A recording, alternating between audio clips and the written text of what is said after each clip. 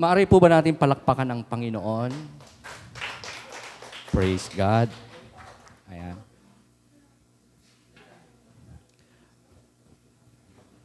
Imbitan ko po kayo na makibukas sa akin ng ating mga Biblia.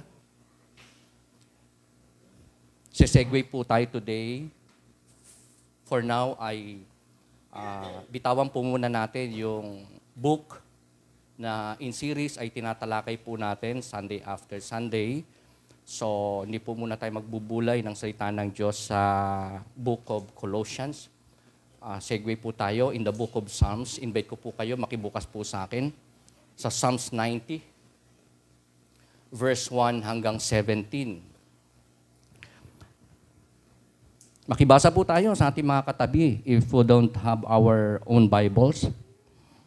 Pangunahan ko pong pagbasa sa Tagalog, ganito po ang nakasulat.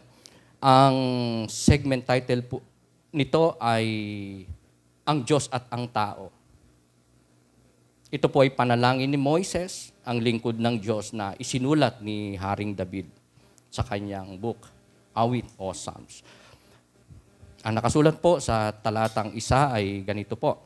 Panginoon naming Diyos, Ikaw ang aming tahanan. Buhat pa ng simulang lumitaw ang aming angkan. Wala pang mga bundok, hindi mo pa nilalang, hindi mo pa nililikha itong buong daigdigan. Ikaw noon ay Diyos na, pagkat ikay walang hanggan. Yaong taong nilikha mo'y bumabalik sa alabok. Sa lupa ay nagbabalik kapag iyong iniutos. Ang 1,000 mga taon ay parabang isang araw sa mata mo, Panginoon. Isang kisap mata lamang, isang saglit sa magdamag na ito ay dumaraan. Mga tao'y pumapanaw na para mong winawalis, parang damo sa umagang tumubo sa panaginip, parang damong tumutubo, may taglay na bulaklak, kung gumabi nalalantat bulaklak ay nalalagas. Sa tindi ng iyong galit, para kaming nauupos, sa simbuyo ng galit mo'y lubos kaming natatakot. Aming mga kasalanan sa harap mo'y nahahayag, mga sala naming lihim ay kita mo sa liwanag. Sa kamay mo'y nagwawakas itong hiram naming buhay, parang bulong lamang ito na basta lang dumaraan. Buhay nami umaabot ng 70 taong singkad, minsan na may 80 kung kami malakas. Ngunit buong buhay namin ay puno ng dusa't hirap. Pumapanaw pagkatapos dito sa sangmaliwanag. Ang tindi ng iyong galit, sino kaya ang tatarok? Sino kaya ang susukat niyong ibubungang takot?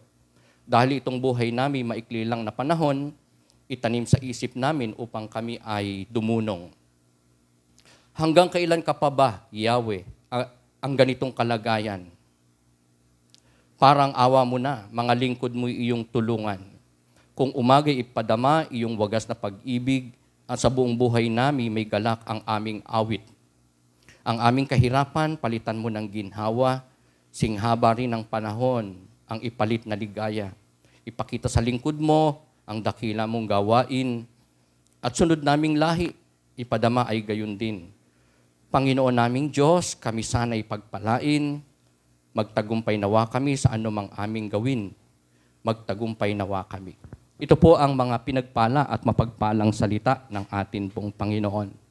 Ibahagi ko po sa inyo today ang topic na pinamagatan ko po na making our journey in life successful. Di po ba yan ang atin pong mithiin na hindi lamang everyday, kundi sa buong buhay natin, sa mundong ito, tayo po ay maging mga successful, maging matagumpay. Sa passage po na to, mga kapatid, ay makikita natin ang sumulat, walang iba kundi si Moses na mismo siya ay naging isa pong manlalakbay, a traveler, a pilgrim, naglalakbay. Sinawag po siya ng Diyos para maglakbay, magpunta sa lugar na kung saan po siya tinawag at pinapapunta ng ating Panginoon. So, according to scholars and commentators, ang Psalms 90, ang ating pong passage ay ang pinakamatandang awit na isinulat o napasama sa libro ni Haring David, Book of Psalms. Nakakapagtaka, na bagamat si David ang nagsulat ng awit, pero may isiningit siya na isang panalangin o awitin na ang sumulat at umawit ay si Moses. Hindi po sila magkasabay ng kapanahunan. Malayo pong pagitan nila.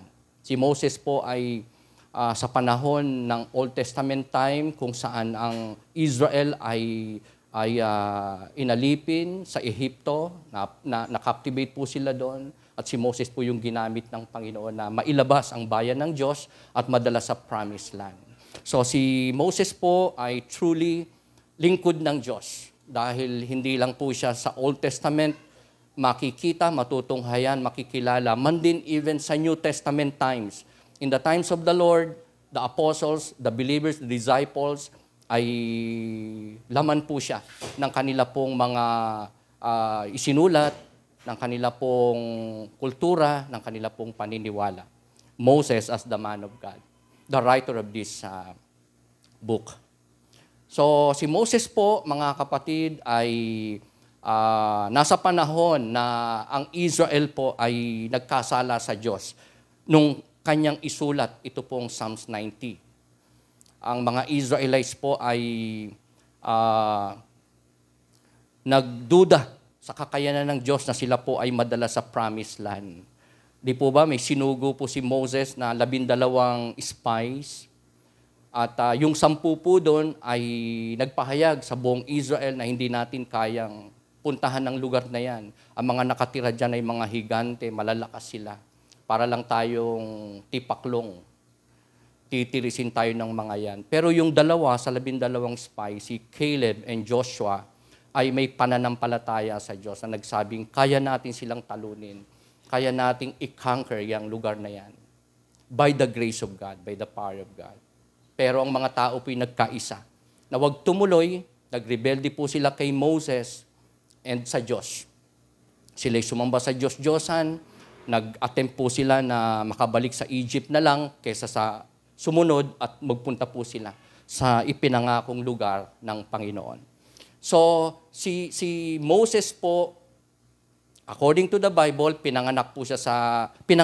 siya po ay lumaki sa Egypt. Diba? Siya po ay napulot sa Nile River ng isang prinsesa, anak ng Pharaoh ng Egypt. So 40 years po siya doon sa Egypt, natutunan niyang lahat, pero nagsimula po ang kanyang pagta-travel nung siya po ay tumakas sa Egypt kasi may pinagtanggol siyang isang slave at siya po ay nag-travel papunta po ng Midian, naging shepherd po siya doon for 40 years at nung pabalikin siya ng Diyos sa Egypt para ilabas ang bayan ng Diyos, ang Israel, 40 years sila na nag-wander sa desert, sa ilang, papunta sa Promised Land. So all in all, 120 years.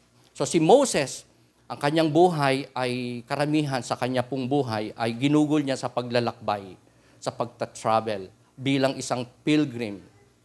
Pero nagtagumpay naman siya. Bagamat ang buhay niya ay talagang hindi naging smooth o smooth sailing o naging parang walang problema. Naging stormy, naging rough yung kanyang dinaanan sa buhay.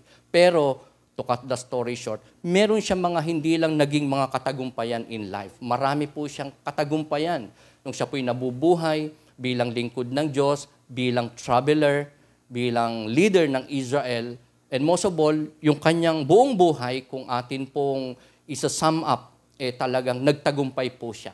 Narating niya po ang finish line, nandun siya sa bosom ng ating Panginoon, at siya po'y hindi lang inaaliw, kundi talagang pinagpala ng atin pong dakilang Diyos. So today, ang gusto ko pong i-raise about sa atin na interrogative is this.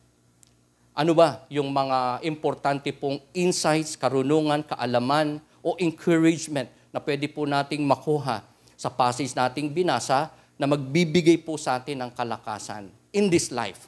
Para yung atin pong mga buhay is not just to be successful each passing day, kundi yung kabuuan ng buhay natin in this life, in this world, ay truly maging successful.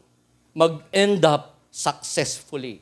So paano ba na ang buhay natin ang journey natin sa mundong ito ay mag-e-end up so well.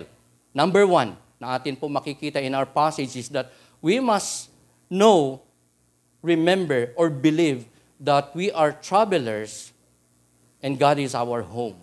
Sa verse 1 and 2 ay nakasulat po yan. Hindi ko na lang po naisulat dyan. Pero if I may read again, kung babalikan niyo po yung Bible, sabi po dyan sa verse 1, Panginoon naming Diyos, ikaw ang aming tahanan.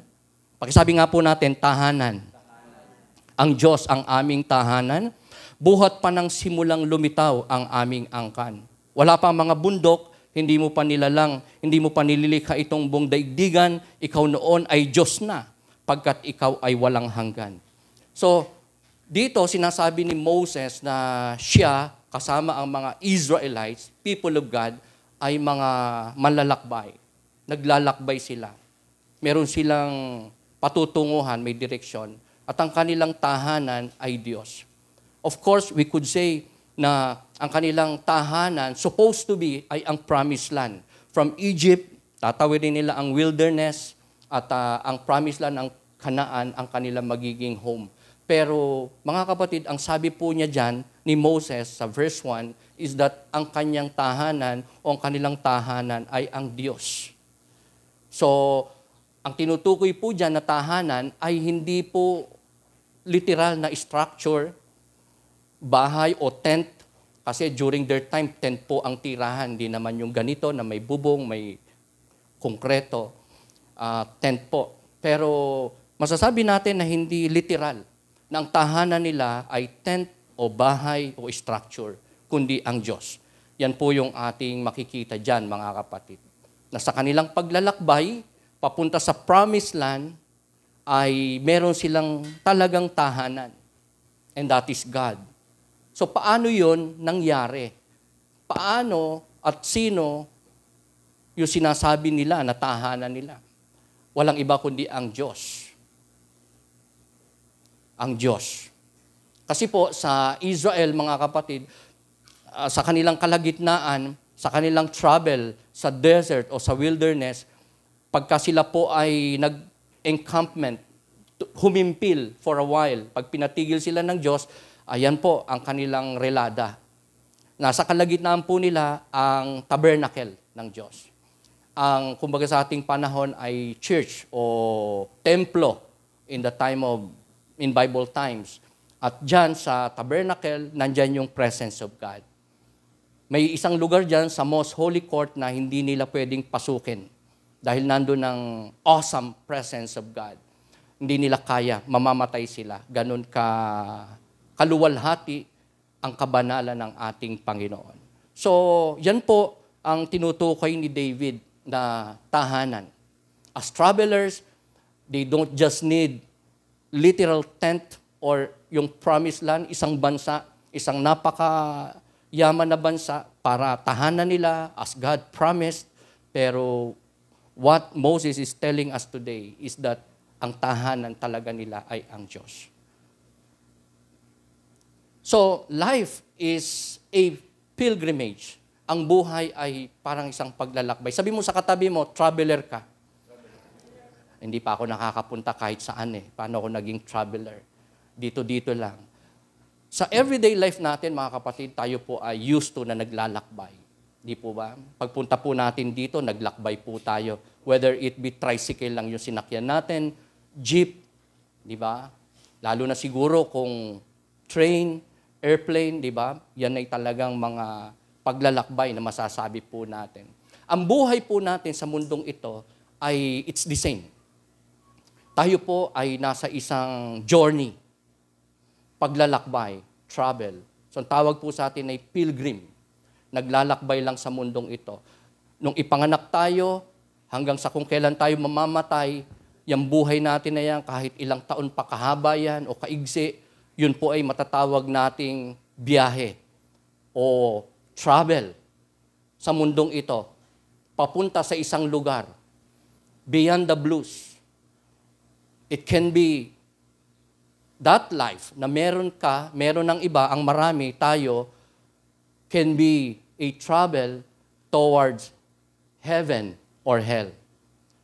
So sa mga believers ni Jesus Christ, I suppose all of us ay believer ng ating Panginoong Kristo bilang Diyos, Creator natin, tagapagligtas natin. Our life and death in this world ay biyahe papunta sa langit. Sabi mo sa katabi mo, biyaheng langit ka. Kung believer ka, tayo ng ating Panginoong Kristo. So ang atin pong travel going to that place sa bosom ng Panginoon ay isang biyahe na hindi po madali. The road is not easy. Your life, my life, our lives in this world, hanggang sa bago tayo mamatay, ay hindi po talaga magiging madali. Okay? Kaya nga bakas pa sa mukha ng iba sa atin. Ang problema minsan, di po ba? Ang kalungkutan, ang kabigatan. Minsan di natin magawang mag-smile na. Ayan. Salamat sa mga nakangiti ngayon, smiling face. Hindi halatang may problema. Amen? Hindi halatang may pagsubok. Hindi halatang may pinagdadaanan from time to time. But one thing is sure, the Bible said, ang atin pong buhay sa mundong ito, biyahe lang, travel lang. At ang atin pong patutunguhan talaga destination, ang tunay nating tahanan ay ang langit, ang bosom ng ating Panginoon. So, bagamat hindi po madali, mga kapatid, ang buhay natin dito, just like Moses, sabi po niya, my God is my home. So may tahanan talaga, may pwedeng tahanan. Si Moses, ikaw at ako sa buhay na ito. Meron tayong, aside from our literal na bahay, building na tinitiran, day and night, ay may isa tayong tahanan. Meron tayong pwedeng tirahan. Meron tayong pwedeng puntahan, maging dwelling place, maging refuge. Hindi lang ang ating literal na bahay, kundi mismo ang atin pong Panginoon. Yan ang tunay na tahanan na meron si Moses. At meron ka at ako. Supposed to be in this life. So, kung tayo ay mananampalataya sa ating Panginoong Kristo bilang tagapagligtas natin, bilang Diyos natin, meron tayong pwedeng maging tunay na tahanan in this life. Aside from our houses, our homes, and that is God. Ang presensya ng atin pong Panginoon. So, I believe tayo po as believers of God ay inclined. May tendency talagang meron pong lapitan, meron pong puntahan na lugar kapag tayo po ay merong pangangailangan, may pinagdadaanan sa buhay. Mga tao importante sa atin, mga circumstances, bagay o tao o kapamaraanan na pwedeng makatulong sa ating mga pangangailangan. Pero hindi po sa lahat ng pagkakataon o sa lahat ng bagay sa ating buhay ay kaya pong i-provide ng mga nabanggit ko. Lalo na kapag ang pangangailangan ay somewhat spiritual. By the way, lahat naman ng ating pangangailangan, whether it be material, financial, relational, kahit ang lahat ng yan ay pangsanlibutan lang, para dito lang, all those things comes from God. Ang Diyos ang nagpo-provide. Ang Diyos ang nagpe-permit para makarating sa atin, matanggap natin, ma-achieve natin ang mga bagay na kailangan at gusto natin in life. Pero ang provision talaga na meron tayo, kung tayo believer ng ating Panginoon, that in this life, aside from our houses, literal houses, meron tayong pwedeng tahanan, refuge, dwelling place, and that is God. Yan po ay innate sa mga mananampalataya. Ang everyday, sa umaga pa lang, paggising pa lang, meron ka ng pupuntahan na lugar, presensya, panahon, and that is the presence of God. Sa iyong pagsamba sa Kanya, sa Espiritu at katotohanan, hindi lang sa panahon na linggo, nasa church tayo, kung saan tayo makikipag-fellowship kay Lord, magdudwell sa Kanyang presence, papasok sa Kanyang presensya, kundi everyday. Kasi linggo, kulang, di po ba? Kung dito lang tayo tatahan sa Diyos, fellowship sa Diyos, papasok sa presensya ng Diyos. How about Monday, Tuesday, hanggang Saturday? At wala po tayong ganyang templo ngayon o tabernacle kung saan naroon ang Panginoon. But as believers of the Lord in this modern time, in the New Testament times, sinabi po doon na lahat ng sasampalataya kay Kristo bilang Panginoon tagapagligtas ay tatahanan ng Espiritu ng Diyos. And time will come, the Bible said, that the people of God, the believers, will worship God in spirit and in truth. Kaya nga, wherever we are, kahit Sabado, Biyernes, anumang araw, anumang oras, pwede tayong pumasok sa isang bahay na walang iba kundi ang atin pong Panginoon. Ang pagtahan sa bahay ng ating Panginoon, and that is God Himself. Ang pangalawa po na pwede nating maging kalakasan, an insight in our passage para po tayo magkaroon ng lakas sa ating journey, sa ating travel in this life, na tayo po'y mag-succeed. Tayo po ay bagamat may madadaan ng mga rough roads, turbulent times, problematic na experiences, mga difficulties in life, magtagumpay po tayo. That we are learners and life is our school. Na lahat po tayo ay mag-aaral. Sabi mo sa katabi mo, estudyante ka. At ang atin pong guro ay ang buhay na ito. We are learners and life is our school. Ito po yung katotohanan na dapat ang bawat isa po sa atin ay hindi makakalimot. Matanim sa ating puso na sa buhay na ito natin ay iba-ibang mangyayari. May mangyayaring hindi maganda, but the fact and truth remains. We learn from this life. We have to learn lessons from this life na meron po tayo sa ating mga karanasan. Si Moses po, di ba, dami niyang pinagdaanan sa Egypt.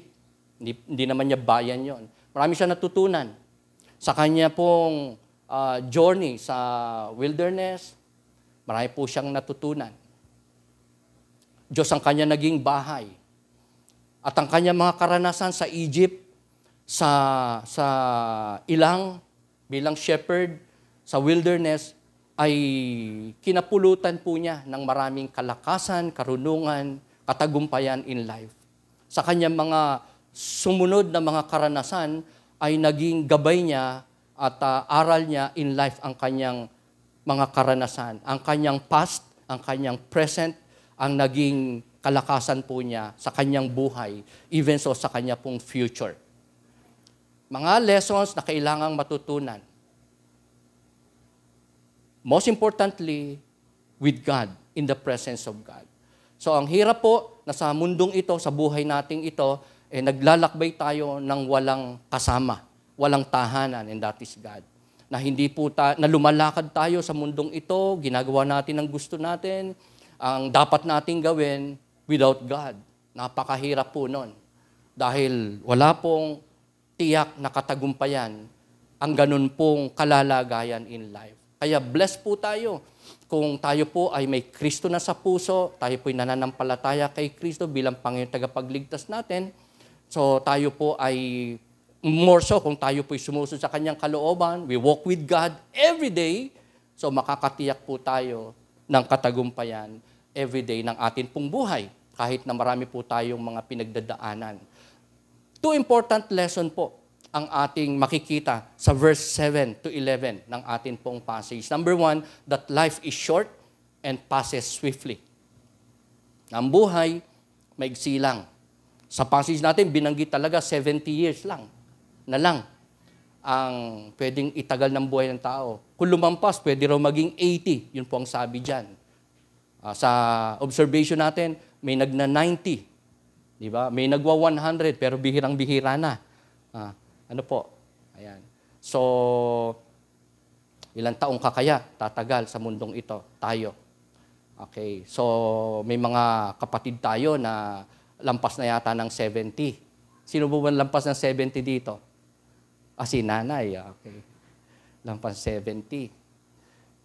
Okay. Sabi nung ating passage, 70 lang. Pero pwede mag-80 kung malakas ka. Kung malakas ka pa. Kung malakas ka kay Lord. Di ba? Ang Diyos ay nagbibigay ng mahabang buhay, magandang kalusugan, kalakasan, lalo na kung pinaglilingkuran ng Panginoon.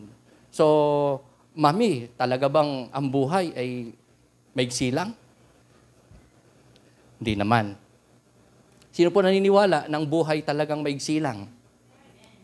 Ako, kasi dinig ko yan sa mga may edad. Sabi nila, ang bilis ng panahon. Di ba? Kahit tayo kayo po, mga bata-bata pa, ako ay masasabi ko talaga na ang bilis ng panahon. Kamakalawa, nag-57 po ako. At palagi po, itong mga huling taong ko ay nasasabi ko, ang bilis talaga ng panahon. Parang kailan lang, nung elementary ka, di ba? Nung high school ka. Ang bilis-bilis ng panahon. Bukod sa mabilis lumipas ang panahon, ang sabi po ng Bible, at na-observe natin, maigsi lang talaga ang buhay. Di ba? Ang bilis. Marami na tayong loved ones maybe, kakilala, kaibigan, kapatid, no? Wala na sila ngayon. Parang kailan lang, nandyan pa sila. Pero wala na. At tayo din, isang araw, di ba, pwedeng mamatay din na.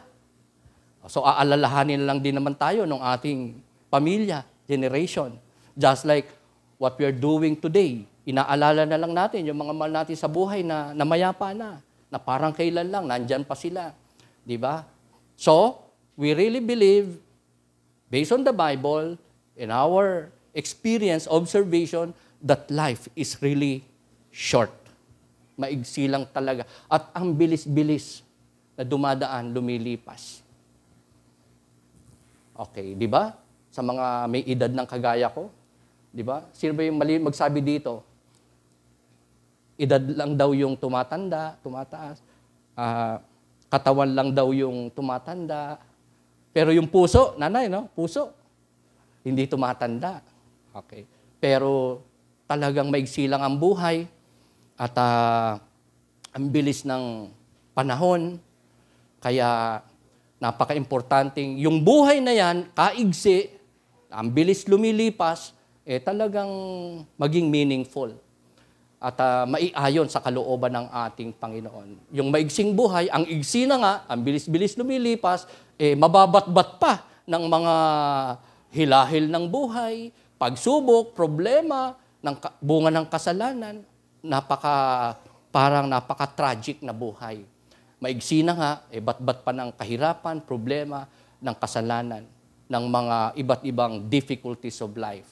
So, kaya nga, may mga taong hindi mo masisi. Sabi nila, ano ba namang buhay to? Di ba? Puro lang hirap, puro lungkot, puro kabiguan. Kaya yung iba, nasasabi nila, walang meaning ang buhay. Wala nang saysay ang mabuhay pa. Sino po sa atin nakaisip ng magpatiwakal nung araw, kamakailan? Sa dami ng problema Kaya nga may mga nakakaisip, Kasi nga, bukod sa maigsi ng buhay, walang meaning, wala pong direksyon. Puro problema, puro pasakit, puro konsekwensya, puro problema, bunga ng pagkakasala. Kaya, nasasabi ng marami, ng iba, wala nang purpose ang buhay. Wala nang saysay mabuhay pa.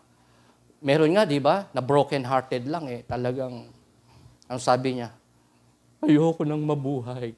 Di po ba? Nabigo lang sa pag-ibig. Ayan. So, mga kapatid, ang katotohanan ito na ang buhay natin ay eskwelahan. Parang nagtuturo sa atin ng kung ano mga dapat nating maging lessons, mga dapat nating magawa, mai-apply sa ating not just present life, kundi in the future. Ay napaka-importante po, nakapulutan natin ng aral.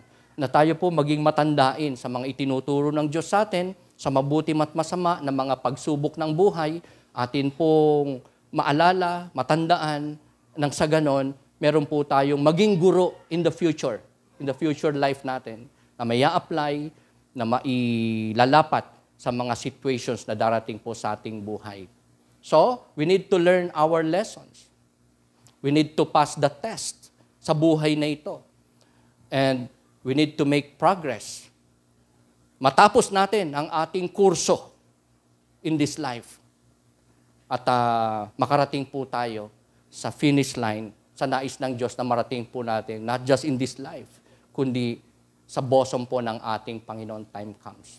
Si Moses po, mga kapatid, ay from time to time, nagkakaroon po siya ng reflection sa kanya pong past, sa kanya pong present life, at kanya po ito na nagagamit para maging effective po siya na servant ng ating Panginoon.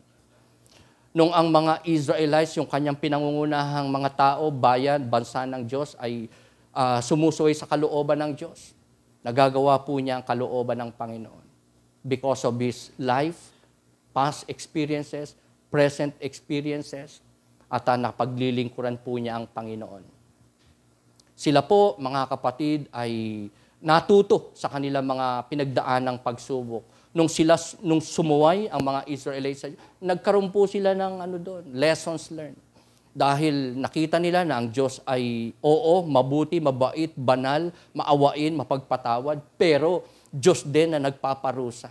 Sapagkat ang buong Israel po na lumabas ng Egypt, nadadali ng Diyos sa promised land, ay lahat nangamatay po sa disyerto. Hindi po sila nakapasok. Even Moses, dahil nagkasala po siya once, naging impatient po siya. Hindi nga siya pinatay ng Diyos, pero hindi po siya pinayagang makapasok ng Diyos sa promised land. Same is true with the people of God na lahat ay nangamatay sa disyerto because of disobedience.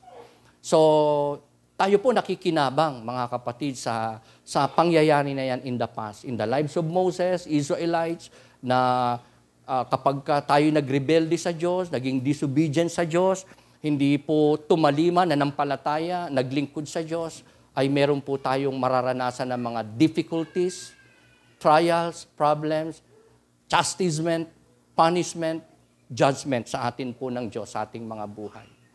So, mga kapatid, kailangan po natin na magabayan in this life. Hindi lamang po sa pamamagitan ng mga karanasan o ng buhay nating ito para matuto po tayo, may ma-apply tayo sa ating present life, sa ating future, kundi higit sa lahat ang atin pong mapagpakumbaba, may pananampalataya, pagdepende na paglapit po sa ating Panginoon.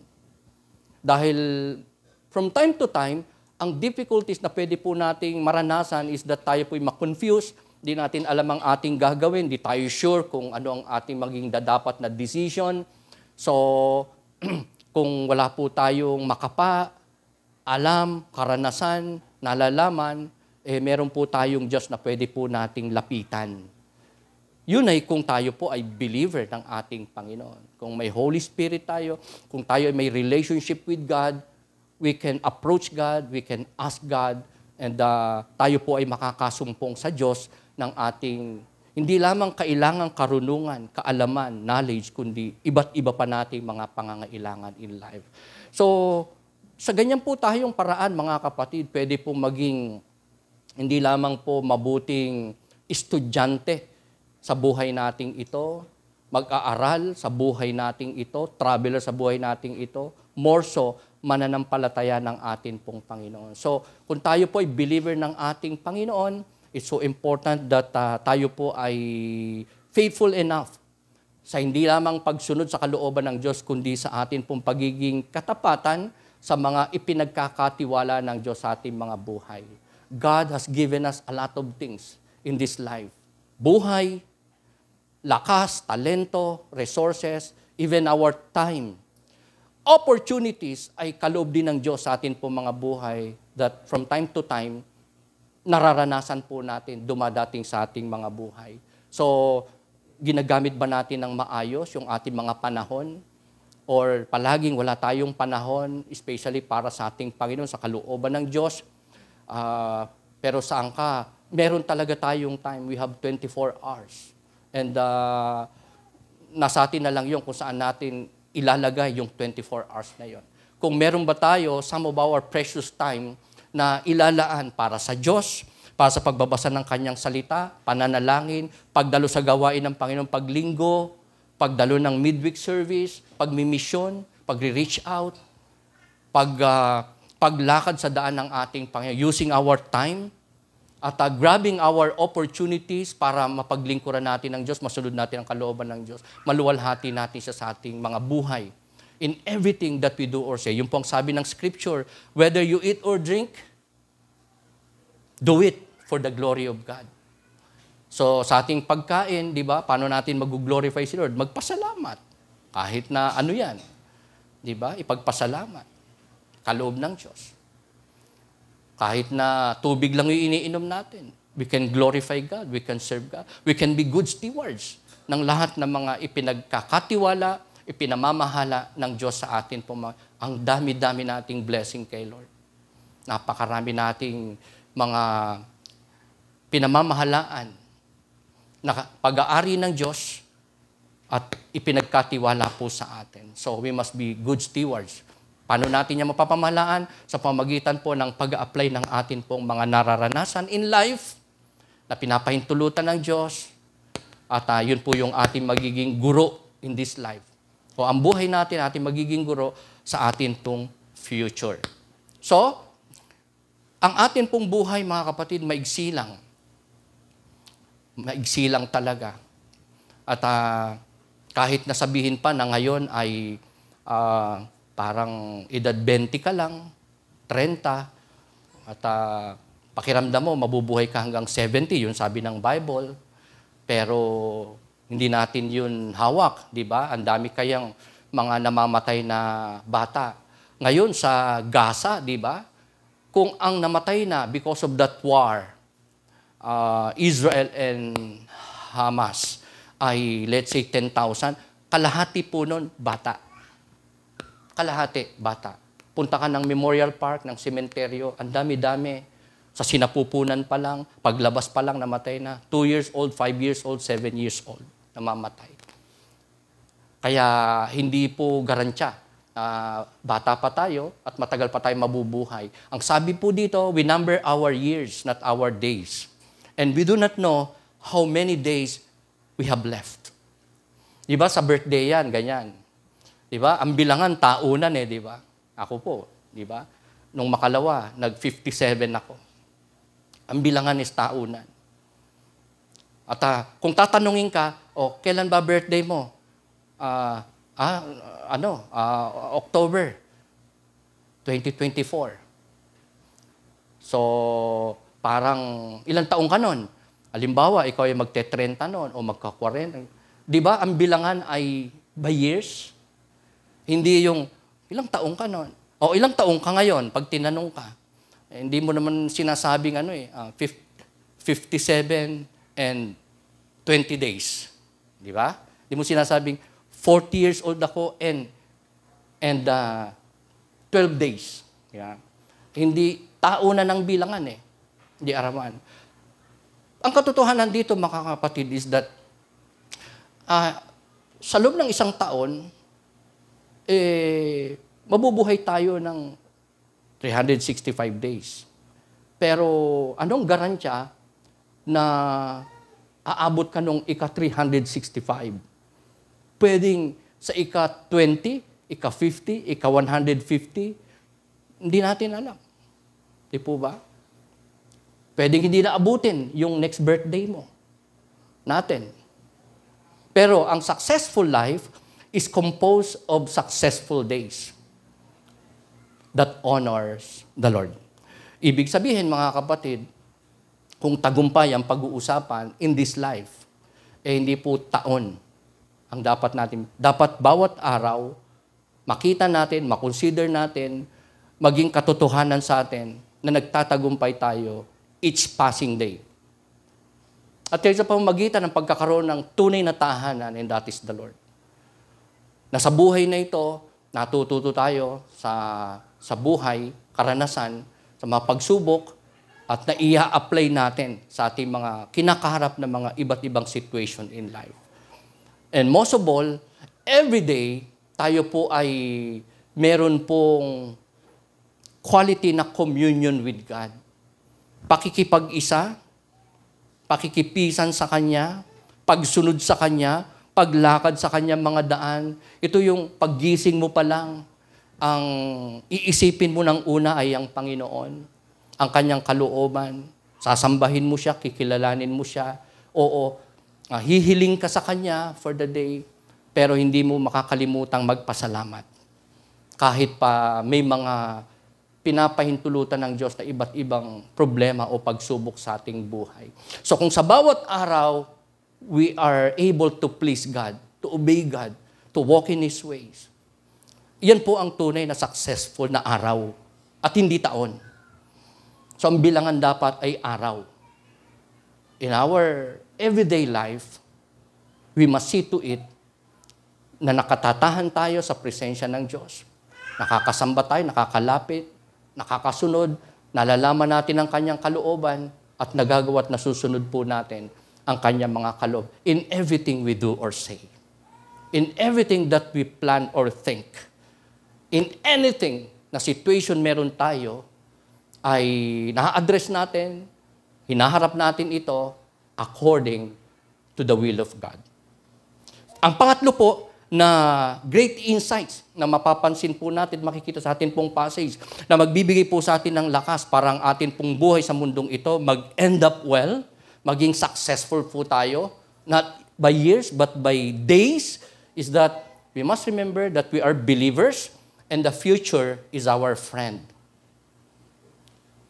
Kung tayo po nanampalataya na kay Kristo bilang tagapagligtas, so tayo po yung mga believers ng ating Panginoon. Tayo po yung mga tunay na mananampalataya, Christian. At anak ng Diyos, lingkod ng Diyos. And ang future ay hindi po natin kalaban, kundi kaibigan. Ang bukas, makalawa, ang mga susunod na panahon, kung ilang taon pa tayo mag-i-stay sa mundong ito bilang believers ng ating Panginoon, ay kaibigan natin, hindi dapat kinatatakutan. Wala tayong pwedeng dapat na alalahanin, ikabahala, ipag-alala. Yun po ang ibig sabihin nito. Kaya maganda po maging believer ni Jesus Christ. Maging Christian. Magkaroon ng Diyos, and that is the Lord Jesus Christ, sa ating puso't buhay.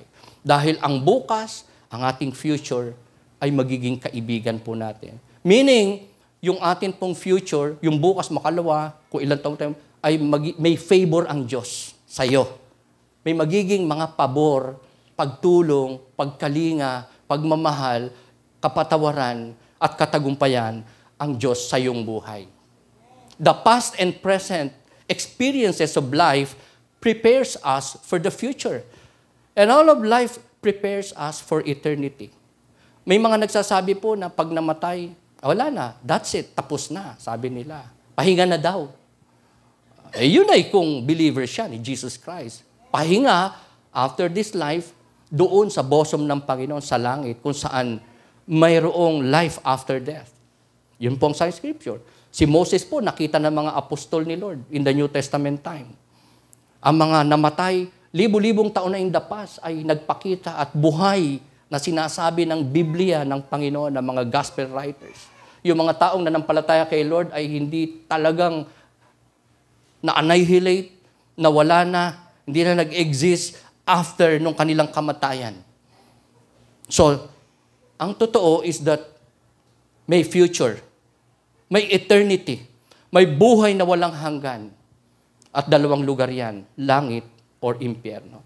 For the believers, tayo po, mga kapatid, ay inahanda ng Diyos sa buhay na ito para po sa ating tunay na tahanan. And that is the bosom of God, heaven, ang kaharian, presensya ng ating Panginoon, beyond the blues.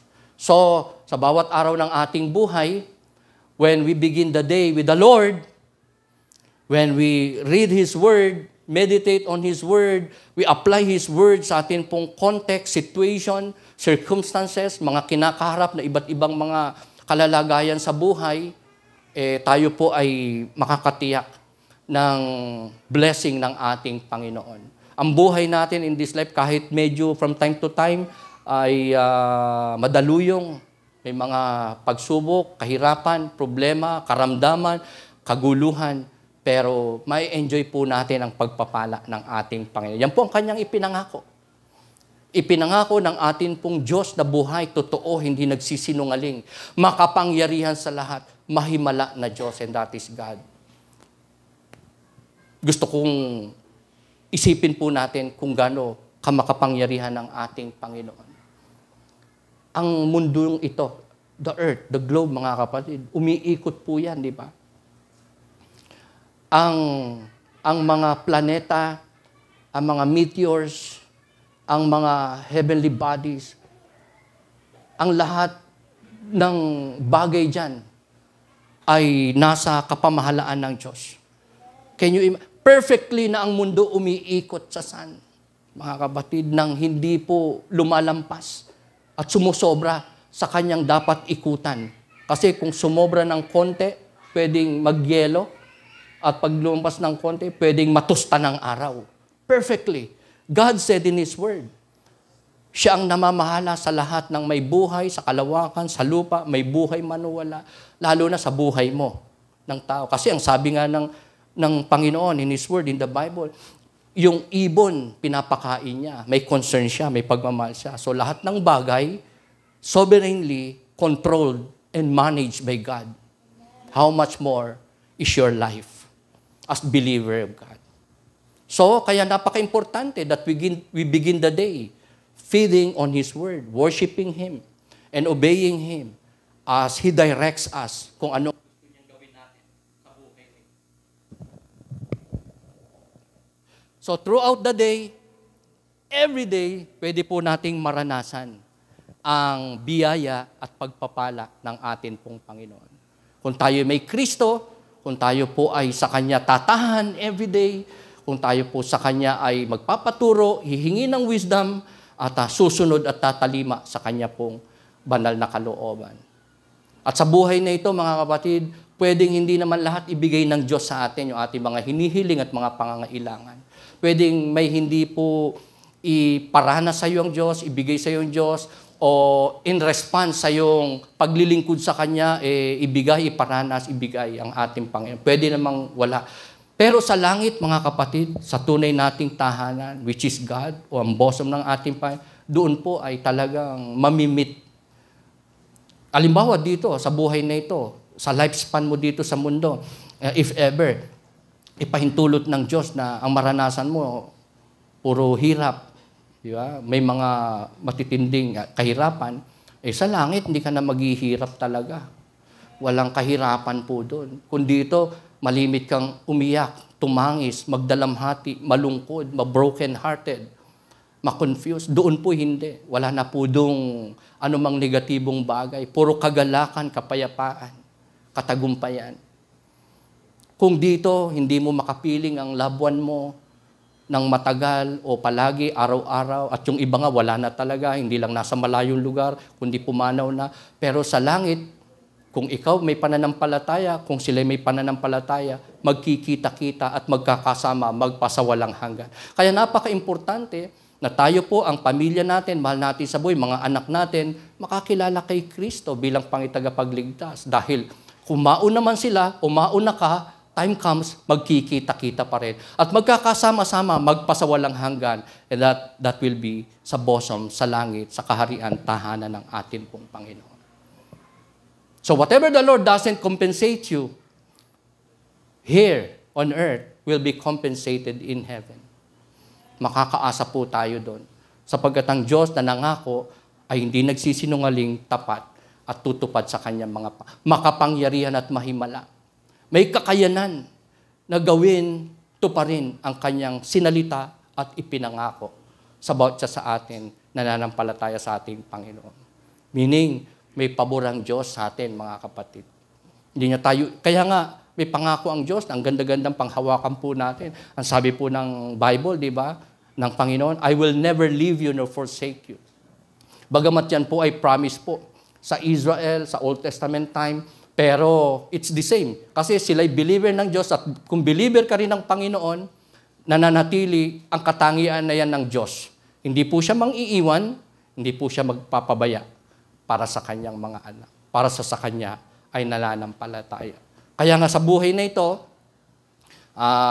hindi po mawawalan tayo ng pabor Kahit na pahintulutan pa ng Diyos na meron kang maging difficulties, affliction, kahit na may sakit ka, hindi ka gumagaling, parang insoluble yung iyong problema, yung iyong mga kinakaharap na mga situation. Pero the fact remains that the God who promised us ay palagi pong meron pong magiging pabor. In fact, kahit tayo po ay nagkukulang, kasi hindi naman talaga tayo pwede maging perfect sa harapan ng Diyos. Magkukulang tayo, magkakasala. Minsan pa nga, sadya. Kadalasan, unintentional na pagsuway, pagkakasala sa Diyos. Pero nagiging mabuti pa rin ang Diyos sa atin. Are you with me? Di ba? Kung ang Diyos po natin ay hindi Diyos ng pag-ibig, kapatawaran, pasensya, kung siya po ay napakabagsik na Diyos, gaya ng ibang mga, di ba, kilala natin, tuwing tayo magkakamali, may parusa, mayroong gagawin ng Diyos na pagsumpa, ay hindi po tayo tatagal. Amen po ba? So, we're blessed ng ating pong Panginoon ay hindi lang po God of forgiveness, kundi God of blessing din. Ang Diyos po natin ay makakasama natin sa anumang kapanahon. Hindi niya tayo iiwanan, lalo na sa panahon na meron po tayong afflictions, difficulties, problems, trials, burdens, struggles in life, needs, kahit pa yan ay multitude o complicated masyado, the Lord will be with you because meron kang pananampalataya sa ating ikaw ay anak ng Diyos. Meron kang Panginoon. So the future is our friend. The future is our friend. Kung tayo po ay mananampalataya ni Kristo, makakaasa tayo na ang bukas hindi natin magiging kaaway o magiging against sa atin, kundi sa bukas, sa hinaharap, sa mga susunod na panahon ng buhay natin in this world, gaano mang kaigsi o kahaba yan, ay may magiging pabor ang Diyos sa atin. Hindi po tayo pababayaan ng ating Panginoon. Because our God is a Savior, God of providence, merciful, compassionate, so loving, so kind, so gentle. Yan po ang ating Panginoon. Tapat, perpekto, mabuti. So I would like to emphasize on this topic, ending our journey in life well. Yung matapos natin, ang buhay natin sa mundong ito bilang traveler, naglalakbay lang, pilgrim lang, ng maayos at matagumpay, I would like to emphasize that we must make the Lord our dwelling place. Tanggapin natin si Jesus bilang pangitagapagligtas ng ating kaluluwa. Siya lumikha sa atin. Siya lang ang tanging tagapagligtas, hindi ang relihiyon, hindi ang mabubuting gawa natin, hindi ang ating pagpipinitensya, pagsasakripisyo, magaganda't malalaking offering, hindi po good works, kundi si Jesus lamang ang tagapagligtas. At gawin natin siya, kung tinanggap na natin siya sa ating mga puso't buhay, gawin natin siyang dwelling place. Ibig sabihin, gawin natin siyang refuge natin. Gawin natin siyang tahanan. Hindi lang paglinggo, hindi lang pagka midweek, kundi everyday, tayo po ay tumahan sa ating Panginoon. Pumasok tayo sa Kanyang presensya. Makipag-fellowship tayo sa Kanya. Makipag-commune tayo sa Kanya. Gawin natin siyang kublihan. Lalo na sa panahon na meron po tayo mga problema, pinagdadaanan, mga kabigatan, mga alalahanin, talagang wala po tayong ibang pwede maging option kundi ang Panginoon. Makakatiyak po tayo ng wisdom, ng provision, ng safety, ng security, ng way out, ng solutions. Kung lalapit po tayo sa ating gagawin po natin siyang dwelling place. A refuge, kanlungan, kublihan, tanggulan. Maaasahan po natin ang ating Panginoon sapagkat siya po ay mahabagin at makapangyarihan. Number 2, we need to fear and honor Him and use our lives for His glory. As believers of the Lord, patuloy tayo at higit pa sana na magkaroon po ng banal na takot sa ating Panginoon. Ang pagkakaroon ng banal na takot sa Diyos ay hindi yung nanginginig tayo dahil baka ibulid niya tayo sa impyerno. Hindi na po. Ang lahat po ng nanampalataya kay Kristo ay hindi na po mapupunta sa impyerno. Meron kang eternal security. meron kang assured salvation ng iyong kaluluwa because the one who promised you that is so powerful. Kung nasa kamay ka na ng Panginoon ngayon dahil nanampalataya ka bilang tagapagligtas, sino ang pwede umagaw sa iyo dyan? Even Satan na may power, pero hindi kanya kayang agawin. Sa presensya, bosom, at pagliligtas ng Panginoon. Nangako sa iyo ng buhay na walang hanggan. So the fear of the Lord ay dapat banal na takot na susunod tayo sa kanyang kalooban, natatakot tayong sumuway sa kanyang kalooban, may takot tayo sa Diyos na magkasala sa kanya, sumuway sa kanyang kalooban. Nang sa ganon, mabigyan po natin siya ng karangalan, kapurihan sa ating mga buhay. This life na meron tayo maigsi lang, hindi naman kahabaan, saba natin gusto pang gugulin most of the time. Sa trabaho, career, family, friends mo, hobbies mo, sa iyong mga pangarap. Importante naman yun. Dapat lang din naman talaga. May emphasis po tayo sa mga bagay na yun. Pero it's so important that we fear God so we may honor Him. And we offer Him our lives para maluwalhati at malugod siya sa ating buhay. Dahil siya nagbigay sa atin ng hininga, pananampalataya, assured na kaligtasan ng ating mga kaluluwa because of the faith na binigay niya sa atin para sa Kanya. Na tayo, happen what may, ay makakapasok sa Kanyang kaharian time comes. Sapagkat yan ang Kanyang itinakda sa ating buhay, ipinangako sa ating mga buhay. So all we need to do as believers of God is to fear Him and honor Him, our God, our Creator, ang ating dwelling place, ang ating kublihan, ang ating tanggula, ating shield, ang ating pong rampart, ang ating pong kapayapaan in this life. At bigyan natin siya ng kapurihan sa ating mga buhay in everything we do or say. The last but not the least, let us love, worship, and serve God who never break His promises. Di po ba used to tayo na magmahal, umibig, magpahalaga.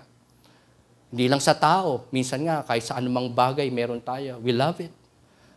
Hindi lang natin ito ina-appreciate, pinapahalagahan pa nga natin, iniingatan, tinetreasure. Pero it has to be God first and foremost. Ang atin pong iniibig, minamahal ng lubos, more than kanino man, sa anuman o saan man sa ating mga buhay. You deserve it. Amen? God deserves our love. Kasi utang natin sa Kanya ang ating buhay. Ang everyday na buhay natin, sa tinatamasa nating mga provision, pagpapala, kagalingan, karunungan, katagumpayan, nagmumula lahat sa opisina ng Diyos na Kanya pong inaaprubahan, pinapadaloy, pinababagsak sa atin pong mga buhay, pamilya, trabaho, negosyo, tahanan, simbahan, sa atin pong mga kalooban. So, we must love God. We must worship Him in spirit and in truth. And we have to serve our God. Ang Diyos, makapangyarihan, ang Diyos na may salita't pangakong hindi magkakabula, hindi babalik ng walang silbi o katuturan. Ang Diyos po natin ay may salita na makapangyarihan, nagliligtas ng kaluluwa, nagpapadunong sa tao, nagmo-mold sa puso ng tao, nagtatransform sa puso at buhay ng isang tao. Ang ating Panginoon po may mga pangako pong pwede nating angkinin in this life. Unlike promises ng tao, asawa mo, jowa mo, best friend mo, pwede yan. Susceptible yan. Ang laki ng tendency hindi po mangyari at masunod. Tao lang. Amen. Na pwedeng makalimot, magkamali, at hindi tumupad sa salita at pangako. Pero ang Diyos po natin ay tapat. Amen. Makapangyarihan, mahimala, mabuti, kailanman. Sa buhay ng kanyang mga anak, sa lahat sa kanyang nananampalataya, mananatili na ang Diyos po ay sovereign. So powerful and victorious. Kaya kung nasa iyo si Kristo, may faith ka kay Kristo, you are more than conqueror. You are victorious. Your life will be successful. Sa bawat araw ng buhay mo, God will be with you. You will experience God. Pastor, bakit believer naman ako? Pero parang, hindi yata successful ang aking bawat araw. We need to reflect. Baka may mga lessons tayo in the past na nalimutan natin at hindi natin na i-apply. That is why. Even if may hindi, pwede pa rin po tayo maging masaya, blessed, at successful in this life. Knowing na meron tayong Diyos. May-ari ng lahat ng bagay, kapunuan natin, kaligtasan natin. Sa buhay mang ito, as I've said a while ago, hindi man tayo makomplement, hindi man natin ma-achieve ang gusto natin, hindi man mapasa atin. Pero ang Diyos ang atin pong completion, kapunuan, and time comes, tayo po ay magiging perfectly united and be with God sa atin pong Panginoon. In His kingdom, there beyond the blues. Ang ating Diyos. Kailangan nating sambahin at paglingkuran, pasalamatan, luwalhatiin, parangalan sa bawat araw ng ating mga buhay. Dahil mapapatunayan natin ang ating pong Panginoon ay tapat, makapangyarihan. Kung tayo nananampalataya, nanatakot, naglilingkod, nagsisilbi, tumatalima, lumalakad sa kanyang mga daan. Pinapaluguran siya in everything that we do or say. So dyan po natin pwedeng matapos ang atin pong karera, ang atin pong paglalakbay sa mundong ito ng matagumpay. If we will make God our dwelling place, our refuge, our fortress, our great provider, our life transformer, our peace. And it will be all for His glory. Let us pray. Pwede pa tayong tumayo, mga kapatid. Awitan natin si Lord ng isang song na hindi lamang makakapagpasalamat tayo sa Diyos sa buhay natin na to, binigay niya sa atin. We're blessed na tayo po ay nilikha ng Diyos, nakakilala sa ating Panginoon. Sa oras na to, may pagkakataong kumilala sa Diyos, sumamba sa Diyos, maglingkod sa Diyos. Magamit ng Diyos. Lumapit po tayo sa Diyos in this song nang may pagsisisi din sa ating nagawang pagkakasala. Panunumbalik sa Kanya at commitment na higit pa natin siyang susundin, dadakilain, itataas sa ating buhay by way of obeying His will and commands sa ating mga buhay. For Him to be glorified. Let's come to the Lord. In worship, in adoration, in humility, dependence, and trust and faith. And most of all, thanksgiving to the Most High God, our Creator, Savior, Redeemer, and Deliverer, our great provider in this life, our complete victory in this life and in the life to come. This we pray in Jesus' name.